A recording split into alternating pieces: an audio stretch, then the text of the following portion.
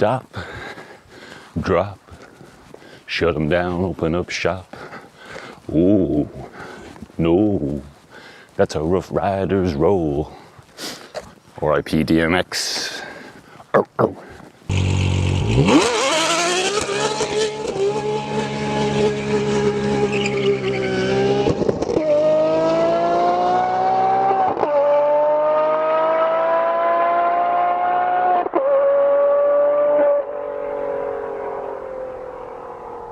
So here I am, talking to myself into a microphone.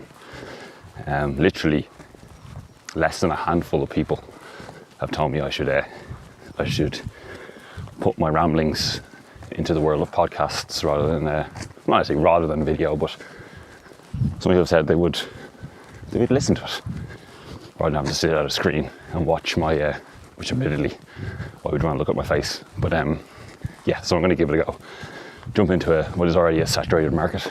But you know, nothing ventured, nothing gained. So if you're still listening, within this first minute, do stick around.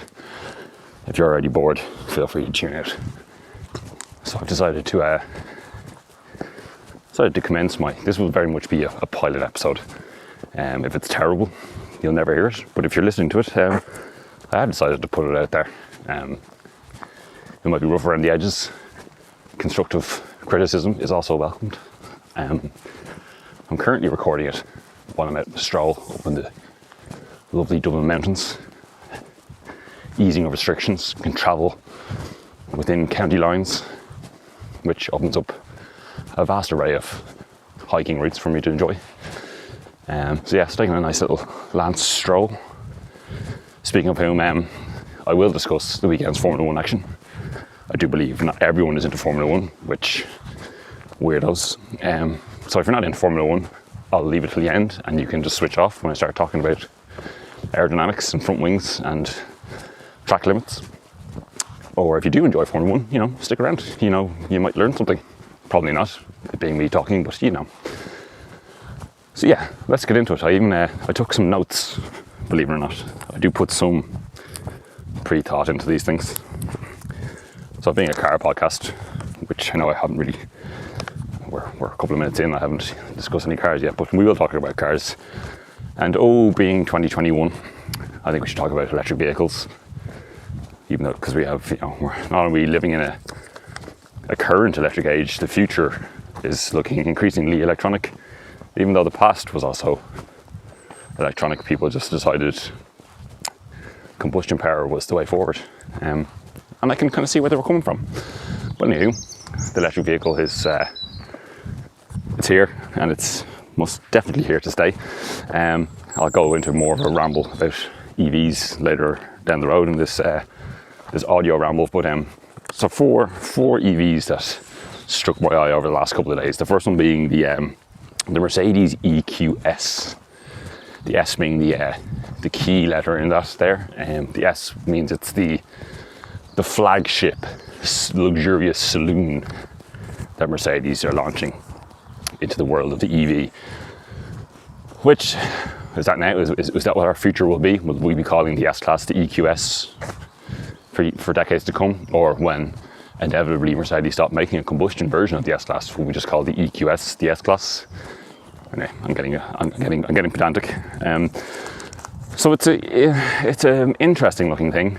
When I first saw it, I was like, "Ooh, good Jesus!" Then I don't know, maybe it's a bunch of Mercedes bots in the comment sections of websites and YouTube. I found it quite challenging. It's a very swoopy, smooth surfaced EV, which obviously helps aerodynamics and range.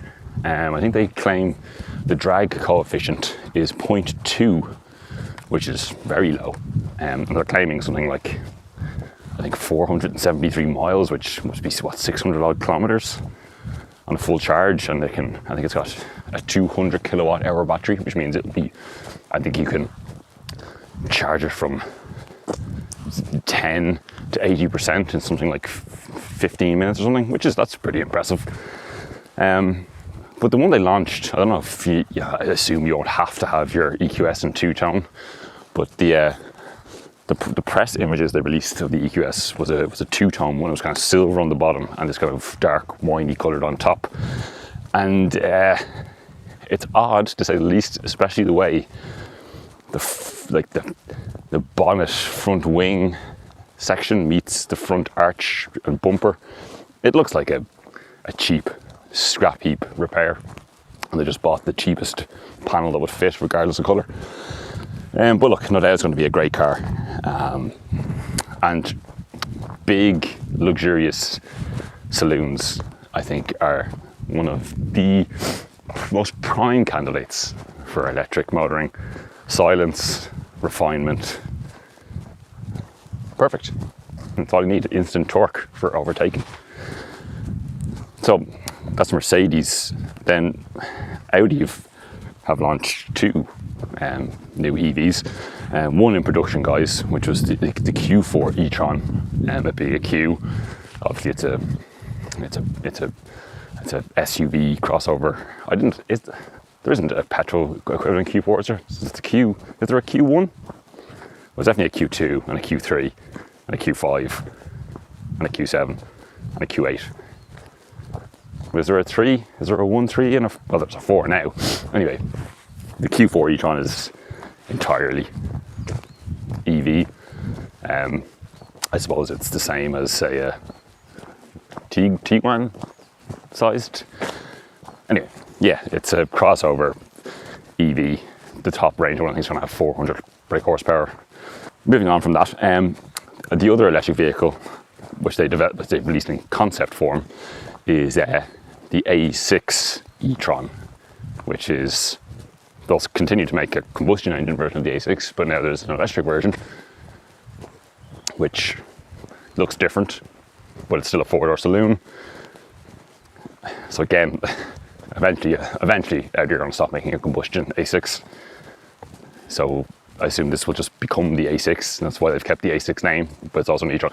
I'm getting very confused myself, so if I confused you, I do apologise. But anyway, they've released it in concept, guys, but similar to the e-tron GT. You can see how this gets confusing. Yeah, it's going to look pretty similar to how this concept looks, which is essentially, I assume, even if the A6 continued with combustion power, is what the next A6 would look like. Skinnier lights, bigger wheels, 3-box, 4-door saloon. It being Audi, they haven't missed a trick with, making the lights as over the top and stupid as possible. But one of the things you can do with them, in the concept anyway at least, is the front lights will project onto a flat surface. A black and white video game that you can play through your mobile phone, kind of a Wipeout-esque kind of game. That's kind of, yeah, why not, if you can do it. You're going to have to stand around for 10-15 minutes recharging your electric car. So yeah, why not, I suppose. One thing that they're saying this A6 e-tron is going to be able to do, as opposed to that Mercedes EQS, is it's going to have a 270 kilowatt hour battery, and they're saying you'll be able to charge it from 10 to 80%. I think they claim 5 minutes. So I suppose that's probably the biggest thing. If that's true, well, that's pretty impressive, and that ticks probably one of the biggest hesitations people have when it comes to EVs is range anxiety, which won't be bad because it's going to have 400 plus miles range. But being able to fill it up to 80% charge in essentially what will be the same amount of time to fill it with petrol, yeah, that's pretty impressive. And I admit, it's not a bad looking car. I don't think they've kind of played the packaging game quite as well as, say, like Jaguar and Mercedes are doing with this EQS. But yeah, hats off to Audi if all that tech is true. And then the fourth, I promise this will get more interesting. I find it hard to make electric vehicles sound particularly interesting because they're too kind of bland and unemotive. But anyway, the last one I'm going to talk about is the Ford Evos, as I assume how it's going to be pronounced. which kind of looks like, has the same dimensions as, say, it looks like a slightly longer Mach-E with slightly less Mustang kind of design elements to it. Yeah, it's essentially what is going to fill in the gap of the recently demised Mondeo. So it's, you know, middle of the road, 4-door, pseudo SUV crossover, EV. You see, like, it's just, yeah, I don't know. I can't see it like the Mondeo when we first saw it with its new design language, which we'll get into again in a moment. People were like, ooh, wow, new Ford, and it drove amazingly and kind of moved the game on a bit in the 4-door saloon world. I just don't see the Ford Evos managing the same trick because, well, like, everyone's going to be making essentially the same car in the next couple of years when it comes to EVs. Same battery packs, same electric motors, same type of range, same charging capabilities. Yeah, the characterfulness of cars will come down to what game can your headlights, project on a wall, or what synthetic noise can it make instead of the suck squeeze bang blow of the combustion engine. Anyway, I'm going to stop talking about electric vehicles, because if I was listening to this, I probably would have tuned out about how dull that was. So to try and make things a little bit more interesting, let's talk about some combustion engines.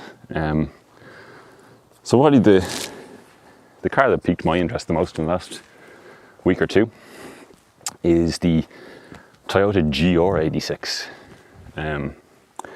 which is the new version of the GT86. So now it's the Gtr 86 rather than GT86, because Gtr is Gazoo Racing, which is now, they've kind of cemented that as being the performance brand of Toyota. We also have the Gtr Yaris, and the Supra is badged Gtr technically as well. Yeah, so it's now the Gazoo Racing 86. The styling is it's evolutionary rather than revolutionary. Slightly different lights. The rear end looks quite different, but the dimensions are quite similar. You wouldn't confuse it as the new model of anything else. There will be a Subaru BRZ as well, but it's not coming to Europe. But apparently we are getting the Toyota, which is good, because I was a big fan of the GT86. Drove one briefly. People gave out that it didn't have enough power, should have been turbocharged, etc., etc. I think that kind of missed the point, but they have somewhat addressed that with the Gtr 86 because it has a slightly larger capacity engine. So obviously the GT86 and the BRZ were a 2-litre 4-cylinder boxer. So I think they've increased the bore. Well, anyway, it's 2.3 litres now, which is good. It means it'll have more power and torque. But the reason the GT86 was called the GT86, there were several reasons. One, it's obviously a throwback to the EA86 of 80s drifting fame. Anyone's seen Initial D? If anyone's listening to this podcast and enjoys cars, they'll know exactly what the EA86 is. So there was that connection. Also, though, the exhaust width on the GT86 was 86 millimeters, which I think it might still be on the Gtr. But the 2-litre boxer, both the bore and the stroke, were 86 millimeters. But now the bore, I think it's 93. You know, it's these little things. They could have called it the Gtr 93, I suppose. But this is why I'm not working in the marketing departments of OEM manufacturers. But yeah, got to be celebrated. Toyota have made another relatively affordable 2-door, 2-seat, rear-wheel drive, manual gearbox sports car. And in a world of turbocharging, electric vehicles and crossovers, you got to give it to Toyota. First they gave us the Gtr Yaris, now they're giving us a second generation of the GT/GR 86. So when you first think of Toyota, you think of dull white goods, you think of the Corolla, but they really do have a rich heritage of motorsport and performance cars, and they're really playing to that strength at the moment. So from one Japanese performance car with a G and an R in the name to another one, which kind of wasn't expecting, because this car in its original guise was first released to the world in 2007. Nissan have launched, which is obviously for the American market, phrasing it this way, but the 2022 model year Nissan Gtr. No one really expected it to go into yet another year, but there you go. So there's not a huge amount. I think mechanical differences are going to be small at this point. I don't think there's any increase in power or anything like that. There will be a GTR Nismo to top off the range, which comes with a special paint called Stealth Grey, which isn't really kind of grey at all. It's kind of a dark, kind of turquoisey colour. Anyway, they're saying it's inspired by tarmac, which, yeah, that's interesting. Something only I think a Japanese manufacturer would do. But yeah, I think there's no mistaking how much of an impact the GTR has had on the motoring world. The fact that it's been around for over 15 years. Initially it was the performance bargain to end all performance bargains. I think it started at around 58,000 sterling and was easily faster than the Porsches, Ferraris, Lamborghinis of the time that were easily twice the cost. So this probably is the last of the GTRs. It's a car if I had the cash, I would certainly like to spend a bit of time with. If I had the kind of money to run a car like that, I probably wouldn't have it any more than 6 months of variety to spice life, but I would certainly give it a go, because it really kind of forged its own footprint. So then, from one crazy four-wheel drive performance car to another one, something that's been rumoured for a while because it's been spied a few times, is Porsche making a factory Safari version of the 911. Because there's been a jacked up large tyre, somewhat cladded test mule knocking around the Nürburgring for a while now, and the most recent pictures of it show it in. If it came out of the dealership looking like the way it did, you probably wouldn't be happy with the paint finish. But put it this way, it looks like it's definitely going to be a thing, which doesn't surprise me, because obviously there's been a couple of aftermarket companies, Singer for one, Roof, Gembella.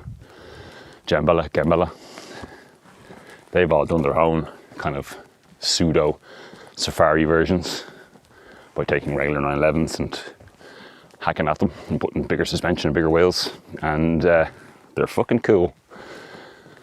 So an OEM factory version will undoubtedly be an absolute weapon.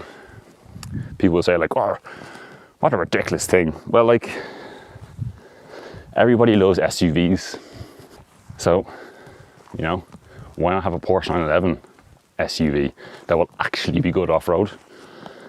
It'd be a hell of a lot lighter than the fucking shite that most people buy, and no doubt it'll be both very good on-road and off-road. I have faith in Porsche. I think they will deliver the goods with that, and I look forward to it. So yeah, that's the one to keep an eye out for. I'm already not too happy with how this podcast is going. I'm going to be perfectly honest. I'm my own worst critic. I haven't injected enough humour. Maybe it's the hiking uphill while trying to do it. Maybe it's not a good idea. As I said, constructive criticism, please. Because it's something I would like to continue to do, but I'm only going to do it if I do it right. But say this is a pilot episode, so maybe I'll perch on this rock here and finish out the podcast, because I'm not happy. I'm not gonna lie to you. Anyway, so other new cars. The Golf GTE has been given to journalists, and obviously it's it's the plug-in hybrid version of the Mark 8 Golf with some not huge amount, but some sporting intent. Yeah, from what I gather, it's exactly what you expect it to be. It's got the same power as the Golf GTI, from 1.4 litre 4-cylinder mated to an electric motor. From what I gathered from reading some of the reviews, it's just a very, very good hybrid Golf. Adding the GT element to it is a bit of a misnomer, because it's not particularly great to drive. Well, like in performance sense, as a motorway tool, being able to cruise around urban environments in electric only, decent range, good refinement. As I've said before, I'm not a huge fan of the Mark 8 Golf generally, but if you want a very good hybrid car, it sounds like it's a bit of a winner. Just don't expect it to be a hot hatch. Also, it still looks like a Mark 8 Golf, which is ugh. And then they finally launched the 4-wheel drive X-Drive versions of the new M3 and M4.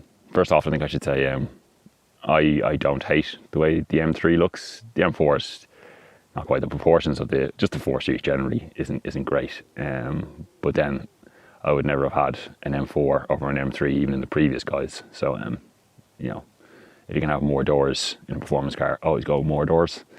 But I like the front end. I don't hate, especially with a plate on it. It's a very colour dependent car.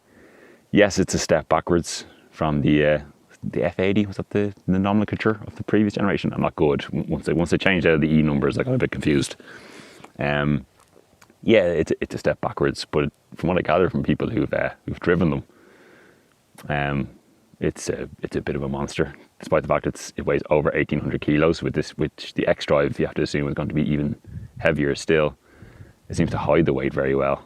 Evo actually put up a track battle video, I think just yesterday, of the new M3 versus the newest, the 21 model year Alfa Romeo Giulia Quadrifoglio. And then there was 2 hot hatches as well. There was the Civic Type R and the A45 S AMG. The leaderboard ended up kind of as you would have expected. The Civic was the slowest, then the A45, then the Alfa, and then the M3. It was Steve Sutcliffe, the legend that is Steve Sutcliffe. The side note, if you haven't seen a video, just Google Steve Sutcliffe Jaguar S-Type crash. He's not driving, but a former Formula 1 driver is. But it's a quick 30-second video. I'll show you how much of a bloke Steve Sutcliffe is, and still is. But yeah, anyway, he's behind the wheel. I think it's around, I can't remember the name of the track. It's a Kerbera. It's one of those British tracks you'd recognise from a lot of car videos over the years. But anyway, he sets the time in the Alpha first. I think he gets a 44.44, which is a nice easy one to remember. And the 2 hot hatches get relatively close. I think the Civic does a 46 something, and then the A45 coincidentally does a 45 something. Actually, I think it's a 44.9 it does. But then he goes around in the M3. I think the M3 manages a 43 something, which is the quickest saloon car they've had around. I can't remember the name of the circuit. It's one of those shorter circuits. It's the one with the really strange, tight chicane near the end of the lap. Or maybe it's near the start of the lap, but it goes by. Anyway, I'm rambling. So that's a quick time because, it's about half a second quicker than the Alpha. And the Alpha was wearing, I think, P0 courses, whereas the BMW was just on a Pilot Sport 4S. So the Alpha had a weight advantage and stickier tyres, but the M3 still managed to be faster. If I had the money, which one would I buy? Well, I'd buy the Alpha, obviously. It's a better looking car. It's a quick Alpha. And to be honest with you. Those lap times are pretty damn close, and to be honest, both of them are way more car than anybody needs, especially in Ireland. But anywho, that's another topic for another day. So as much as I'm going to talk about new cars, I feel like I do have to mention Richard Parry Jones, who sadly passed away, I think it was Friday, at the age of 69, way too young. A farming accident, I believe. If you're not aware of who Richard Parry Jones is, he's an engineer by trade. Well, there's a bunch of deer hopping along. Hey, go on the lads. But yeah, sad loss. He's an engineer, but he was also head of product engineering and design and development at Ford in the mid to late 90s. So obviously Ford at that point had kind of started resting on its laurels, using its well-established brand, and just got a bit complacent. The Sierra was a bit long in the tooth. The Mark V Escort, whatever the last iteration of the Escort was a bit of a damp squib. The RS Cosworth being a bit of an anomaly, but there's more Sierra in the Escort Cosworth than there is Escort, so we won't get into that topic. But yeah, the cars had come a bit stale. They certainly weren't market leaders at that point. So Richard Parry Jones came along and realised the entire lineup needed a big shake up. So he brought along the Mondeo to replace the Sierra, which was absolutely groundbreaking at the time. Moved the mid-sized saloon game on, as I was saying earlier, like nothing else. So that was around 94, I think it was. And then at the Geneva show in 97, he and Ford obviously launched the Ford Focus, the Mark I Ford Focus. And I don't think I need to tell anyone listening to this, but like obviously the Focus really changed. It's so the road going versions came out in 1998, which is what, 23 years ago.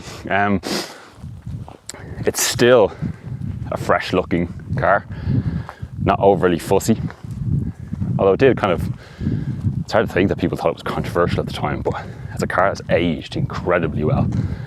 But the most important thing was the way it drove. He got rid of twist beam rear suspension, and it has what's called the cross blade independent rear suspension, and it's lightweight. I think they're less than 1,200 kilos. But anyway, again, just completely changed the game in the world of the family hatchback. It was reliable, it was good looking, well made, well designed, but most importantly, it was incredibly good to drive. So yeah, there we go, Richard Parry Jones.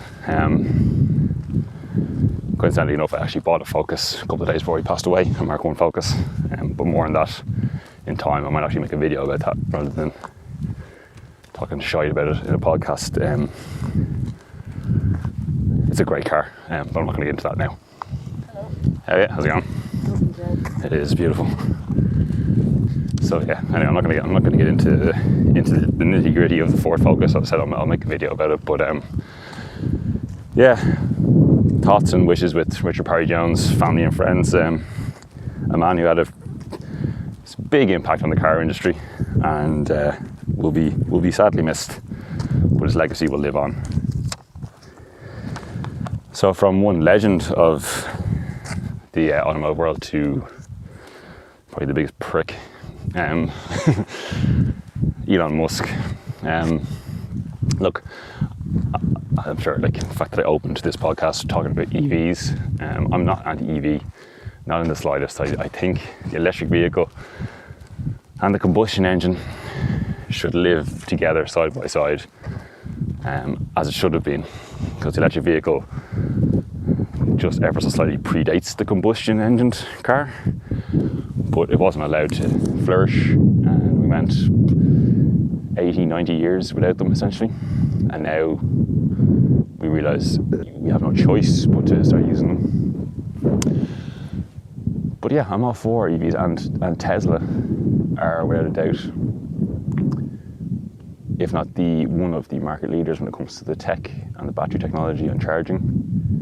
The biggest problem they have is Elon Musk. It's the same kind of philosophy as like Steve Jobs. Yeah, he's a figurehead, and a lot of people buy into these companies thanks to people like Elon Musk and Steve Jobs and stuff, but he talks an awful lot of bollocks. And there was a report just the other day in America where, now admittedly this is mostly user error, but 2 people died in a Tesla because they were using the autopilot system. One of the people was sitting in the passenger seat, the other one was sitting in the back.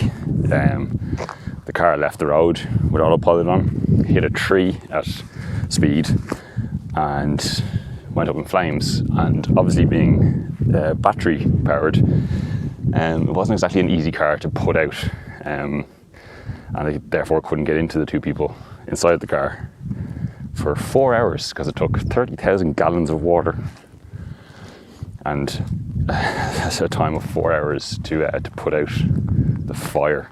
I don't know why I'm laughing. It's a terrible tragedy. Yeah. Now, as I say, it's user error. Regardless of what it's called, you can't stick on an autopilot and then get into the back of the car. So yeah, user error. But Elon Musk keeps publicly stating that these cars can drive themselves. And he's also he's basically beta testing all the updates of these autonomous systems with the users.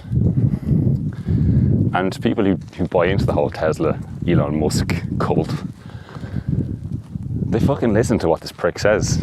So I'm not gonna libel and say, those 2 guys are dead because of Elon Musk, but it wouldn't surprise me if they listened to the bollocks he says, decided to test out the autopilot by not being in the driver's seat, and now they're dead. And again, it being an electric vehicle with high density batteries, it was a very, very, very tragic way for them to die. So I think there's no need for autonomy. I just don't see the point. Maybe in 10, 20 years when the technology is really well developed, things like taxis and delivery vehicles maybe, but passenger vehicles for people with families, putting that much trust in technology, I think, is terrifying. And this is just a perfect example of what can happen, especially when you let people think that the technology is all-knowing.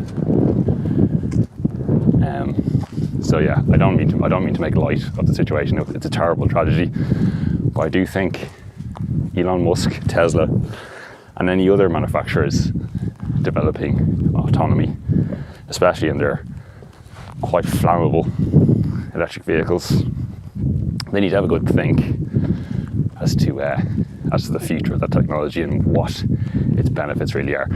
Especially as well with Tesla now are really putting the Plaid Model S, or whatever the hell it's called, the newest one they're going to be bringing out.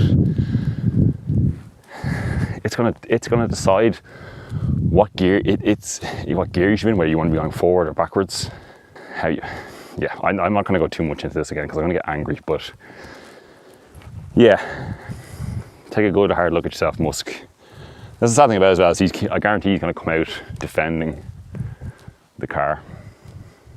I hope he doesn't lay blame on the 2 people who lost their lives, although yes, of course it is user error, admittedly. But he gave them the tools to be silly enough to cause the accident in the first place, and touted how great it was. So yeah, I'm kind of biting my tongue a little bit as to what I want to say, but terrible tragedy, I feel, again, for the family and friends of those 2 guys who passed away quite tragically. But I do hope people will good hard look at the technology of cars going forward, because that's a nice way for me to segue into something slightly less depressing and morbid, but how I feel the future of the motor car should go. So, as I was saying, I think EVs and combustion engines should live together, and maybe they will. I'd be all for having an EV as my daily commuter, something like the Peugeot 208 or something similar, a small little urban run around, as light as an EV can be, nimble, quick as I need it to be, enough range as I need, etc., etc. Not ridiculously expensive, and then I could have some sort of combustion engine, be it a classic or just a sports car, something combustion engine for when I have drives with no destination at the end. I'm just going out just for the sake of going for a spin. And yeah, as I said, this is something that might be possible because Porsche, Siemens, Bosch, to name just a few, are really putting a lot of investment into synthetic e-fuels, which Porsche claim are carbon neutral. Are carbon neutral. They tripped up there. So the impact that they will have on the environment of creating and burning these synthetic fuels, it will be the same as manufacturing a brand new electric vehicle. So to use Porsche as the example, obviously they've also invested quite heavily in Rimac, probably the leading tech company when it comes to EV and battery technology. If you take Tesla out of the equation, Rimac just do it in a little more humble and subtle way. But anyway, Porsche have invested in that company, so they're not going to give up on battery and EV tech, which they shouldn't, because the Taycan as a 4-door luxury saloon, great. An electric Macan, that'll be a great thing. Like Porsche making an electric sports car, which we believe the next Cayman and Boxster will be. Yeah, I have half faith in Porsche pulling off that trick. But it then allows, if they're able to develop these synthetic carbon neutral e-fuels, they can keep the 911 as the halo combustion engine to keep fucking dorks like me and others, attached to the brand and get the thrills and spills we get from the reciprocating parts of a combustion engine. So I think that's how it should be. But then also, battery technology and charging is still making advancements, but as of discussing with the Audi e-tron, A6 e-tron and the Merc EQS, getting to a point where the batteries have enough range and they can be charged quick enough. That's basically there at this point. And then obviously the combustion engine car, which we've hit a peak on them. We hit that peak a while ago. So I think the innovations that manufacturers should be looking at for the future of the motor vehicle is lightweighting, because cars are getting too heavy across the board, and then electric vehicles are heavy anyway because batteries are heavy and electric motors are heavy. And then because everyone wants crossovers and SUVs, they just become heavier again, and safety equipment, blah blah. So where I think the innovations should come from now is trying to make cars as light as possible. Because not only will it help emissions for those with combustion engines, it will help range when it comes to EVs. But stuff like one of the biggest particulate polluters from cars is the degradation of tires and brake dust. And therefore, if cars are heavier, regen braking kind of negates it a little bit, but you're going to be using the brakes a hell of a lot more. And then the tires are obviously going to wear out a hell of a lot quicker. So if we can make cars lighter, It will put less stress on the brakes and less stress on the tyres. It'll make cars go further. It'll make them drive better. So yes. So to summarise, the way I think the future of the car should be is that yes, manufacturers should offer both electric and combustion engines running on synthetic e-fuels, and just go ahead and make them lighter, because making them lighter will benefit absolutely everything. Yeah, so there we go. There's my little ramble about the future of the car. So this is the point where I'm going to discuss the weekend's Formula 1 action. So if you don't have any interest in Formula 1, and if you even made it this far, fair play to you, because I said I'm not 100% pleased with this yet. I know I'm being my own worst critic, and maybe I'll listen back and think differently, but this is a pilot episode. It's a test as to maybe how the future of my podcast career will go. So yeah, if you're not interested in Formula 1, thanks for listening to this point. Enjoy your week. I'll hopefully talk to you again soon. But if you are interested in Formula 1, stick with me. So it was another good race at the... Oh, jeez, I keep tripping over rocks. So it was the Formula 1 Parry Emilia Romagna made in Italy Formula 1 Grand Prix. Had the most ridiculous title. They weren't not allowed to call it the Italian Grand Prix, because the Italian Grand Prix is in Monza. This was in Imola. So it's the second round in Italy. Anyway, name aside, it was a great race. I'm actually going to have to pause here now and take a piss. So bear with me. So yeah, 2 rounds into the Formula 1 Championship now. And 2 great races. The Bahrain, the first Bahrain Grand Prix, which was 3 weeks ago, was a great race. It wasn't really the result I think any of us were hoping for, with Mercedes and Hamilton managing to squeeze out the win, despite Max and Red Bull really being the car and team to beat all weekend. They just made a bit of a hash of it. But anyway, we won't talk about Bahrain, because it was Imola that happened at the weekend, and we did get the results I think we all wanted. And then Max absolutely dominated the race from start to finish. He started 3rd.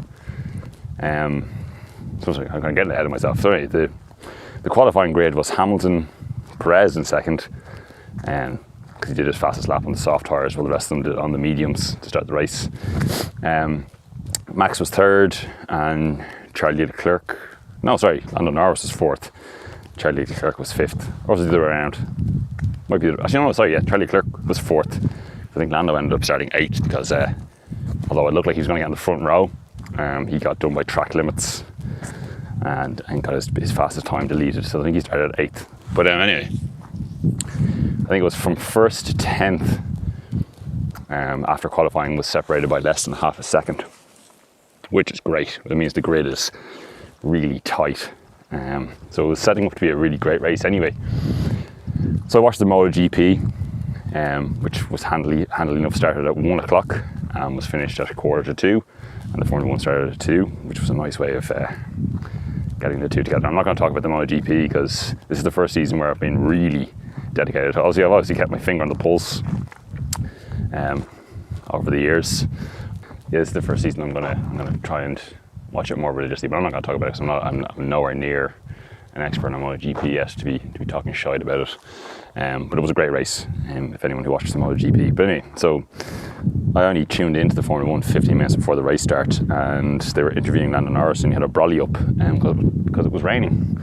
Which was kind of like, with the field being as close as they were like that, I really kind of hoped for a dry race.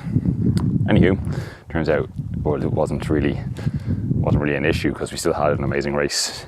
So the wet start meant everyone bar, I think it was Pierre Gasly and Esteban Ocon, and they started on the full wet tyres. Everyone else started on the intermediates, which is a bit of a shame for Perez, because he set that fastest lap obviously on the soft tyres, and he was starting on the front row of the grid, so he might have had he might have taken the lead at the start in normal circumstances and had a very interesting first stint. But anyway, that was taken out of his hands a little bit. But Max really made the best of the start. He started off with the intermediates on the wet track. He started in 2nd, and he used the torque to his advantage and the added traction. And yeah, he absolutely breezed from third, and he went wheel to wheel with Hamilton into the first corner, and he squeezed Hamilton out fairly. He was on the racing line. Hamilton maybe should have backed out a little bit earlier because he sustained a little bit of damage to his front wing. And yeah, then we kind of, you know, this, that and the other, it was a wet race. People were kind of slipping, sliding. You know, I'm glossing over a few little bits. Then yeah, kind of par for the course for the first kind of half of the race. It was, you know, there was some good battles going on in the midfield. The tight grid was, you know, was giving us what we hoped for, and the wet conditions were, you know, causing people to get a bit, you know, slip and slidey, and there was a few smaller incidents. Nicholas Latifi trying to overtake Nikita Marzipan, didn't quite judge it right, put the car on the wall. I think it was the first time the safety car came out, yada yada yada. But anyway, the biggest then talking point was George Russell in the Williams was closing in heavily on Valtteri Bottas, who really had another shite weekend. And they collided at an incredibly high speed. I think they were doing 175 to 180 miles an hour. And initially, when it happened, I was like, ooh, that wasn't great by Bottas. But then the replays came in and I slowed it down, and nobody has anyone else to blame, including himself, other than George. It was definitely George's mistake, more so than Valtteri's. A racing incident, really all in, but I think George got very vocal very quickly. He went over to Bottas to give him a piece of his mind. Bottas gave him the middle finger, but then George, you know, kept doubling down with the press afterwards, blaming Bottas. But you know, if you look back at the replay, Bottas left, you know, at least a car and a half's width for George to get through. But George got spooked and he hit the grass and he spun out and he took Valtteri with him, and they both hit the wall pretty hard, but thankfully both of them walked away safely. The safety tech of modern F1 cars did their job, the halo and the safety cell. Yeah, how's it going? So anyway, that big incident between the two of them, which you haven't seen, it's worth watching the replays. They decided to bring out, well, as that was happening actually, or just before that happened, Lewis Hamilton managed to have a very rare mistake and slid off the track. Gave his nose cone a little bit of a ding. He managed to reverse the car out of the gravel trap and return to the race. I think he was dropped down to 9th at this point, but then because his teammate and his possible future teammate had that big massive crash and the race was red flagged, one, it was under the safety car first, so he got a free pit stop, and then because the race was red flagged, he essentially got away with it. So yeah, so like once the race restarted, he started in, I think he ended up starting in 7th after everything was kind of juggled back together. And anyway, all in, he managed to muscle his way back to 2nd by the end of the race, which is probably where he would have finished regardless, because Max really was just in another league last weekend. So even when Lewis is unlucky, which is rare, you see the managers to be pretty lucky. So Max went off. You know, once Lewis was kind of having his problems, Max was able to just comfortably, you know, get into a rhythm and just you know, keep to himself, and he won the race convincingly. Lando Norris was up in 2nd until Hamilton made his fight back, and Charlie Leclerc was in 3rd. So that would have been an interesting podium. It would have been the youngest podium for sure in Formula 1 history. Had it ended that way, but obviously Hamilton made his way back. But fair play to Lando Norris. He certainly showed his teammate Danny Rick a clean set of heels. Danny Rick was told to move out of the way for Lando, and Lando very quickly pulled out. I think it was like 10-second gap within like 3 or 4 laps to Danny Rick, and he had a great race. He held off Hamilton as long as he could, but eventually he had to admit defeat and Hamilton got by. But 3rd place for Lando is still a fantastic achievement for both him and McLaren, continuing their improvement in form. So yeah, all in a pretty good race. Scrappy, incident filled, a tight grid, and thankfully we got the Red Bull win, which we were kind of expecting from the first race. Lewis Hamilton managed to get fastest lap 2 laps before the end in his comeback fight, so he is still ahead in the championship despite both he and Max now having a first and second place each. But with Hamilton having the extra point for fastest lap, he's still a point ahead in the championship. But yeah, it really is shaping up to be a great season. So the whole grid being so close together, Red Bull looking very punchy, Mercedes are obviously still a force to be reckoned with. One thing to be kind of taken away from it, near the end of the intermediate tyre section of the race, Mercedes were definitely, the tyre management was definitely better. And even when they went onto the slicks, like Hamilton getting that fastest lap near the end of the race and his comeback drive goes to show when the fuel burns off and the track is rubbered in and tyres are up to operating temperature. If it gets to that part of the race, it looks like the Merc might still have the upper hand. So yes, Red Bull are going to have to use qualifying to their best advantage and really get their strategy right if they want to stay ahead of Mercedes, which they actually aren't still, because Mercedes are still ahead in both the Constructors and Driver Championship. Max Verstappen is still yet in his 5th season, 6th season possibly. He's still yet to actually lead the Formula 1 World Championship at any point. Hopefully that will change soon, but yeah, anyway, shaping up to be a good season. Perez still hasn't had a great week. He had pace and he obviously qualified pretty well and blah, blah, blah, but he had a lot of mistakes in the race. He overtook people under the safety car, which got him a 10-second stop-go penalty. I think he finished, I'd say 6th. I'd have to go through the results. Actually, possibly he finished outside the points, actually. I'd have to double check that.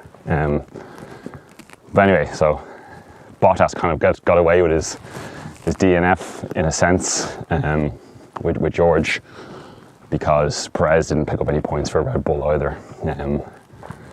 So yeah, no, it's shaping up to be a really great season. So yeah, so 2 races and 2 good races. So yeah, long may that continue. So I'm gonna finish up now because I want to enjoy the rest of my hike. It's easier to hike when I'm not talking to myself. As I say, I can already tell I'm not 100% happy with how this podcast went. Again, being my own worst critic, but please, I am open to constructive criticism. So let me know what I could do different, what you would like me to talk about. I probably won't do it in a hike for episode 2. I think it'll be better kind of in a more relaxed environment. I'll be able to kind of more freer flowing, inject some of my, my world famous humor into this podcast. But this is, this is essentially a test run. It's first go, pilot episode. Fair play to you for getting this far if you have. And I will talk to you again soon. So do stay safe, stay well. And yeah, look forward to episode 2. Okay, bye. Oh, actually, before I go, I'm going to start listening to a podcast now as well for the rest of my hike. Motoring based, so it's the Smith and Sniff podcast, which is a podcast with Johnny Smith, who you'll be aware from 5th Gear and the Late Break Show YouTube channel, and Richard Porter, aka Sniff Petrol, that's what it's called, Smith and Sniff, who is a automotive journalist, probably most noted for his Sniff Petrol website, which is a satirical motoring website, and also he was the script supervisor. Which I don't really know what that means completely, but for Top Gear and the Grand Tour. Interesting bloke, 2 interesting blokes who make a very funny podcast, which you're probably all aware of because it's the #1 motoring podcast, which I feel I should get some royalties for because they were doing it as a video kind of vlog for I think 3 years almost, where they would just be out in various cars talking to each other, talking shite. And after they did one of their longer versions, they kind of varied, some of them were 5 or 6 minutes long, or some of them were, pushing an hour. And when they did one of the first longer episodes, I was like, I tweeted at them going, would you consider making this an audio podcast? Like the handful of people who said it to me, and they actually replied going like, oh, we had thought about that, but we didn't think there's any appeal for it. But then they were forced into it with the global pandemic, and it's worked out pretty pretty well for them. So yeah, that's my podcast recommendation. Also, I'm going to give you a YouTube channel recommendation. This is much more nerdy and probably less people are less aware of, but it's a YouTube channel called M for Mother, M539 Restorations. It's a German bloke who knows pretty much everything about 80s and 90s and early 90s BMWs, and he's had several projects, some of which are still ongoing, where he brings them into like basically factory fresh state. The one that I've enjoyed the most so far is what he got a E38 750 IL from Dubai, and yeah, he brought it from a bit of a sorry looking car to, again, factory fresh. And probably his most infamous one that he's got going at the moment is he has an E60 M5 that he bought sight unseen from the US, which is a hint as to why he bought it, because it's being a US one, it's a manual E60, which he's currently working on. Yes, that's my YouTube recommendation. It's proper nerdy stuff. His videos range from about 20 minutes up to over an hour, but they're enjoyable. He's a funny bloke, and his English is better than mine. And as I said, there's not, if there's something about BMWs that man doesn't know, it's not worth knowing. So yeah, I was about to sign off, but now I will sign off. Stay safe, stay well, and I'll talk to you again in episode 2. Okay, bye.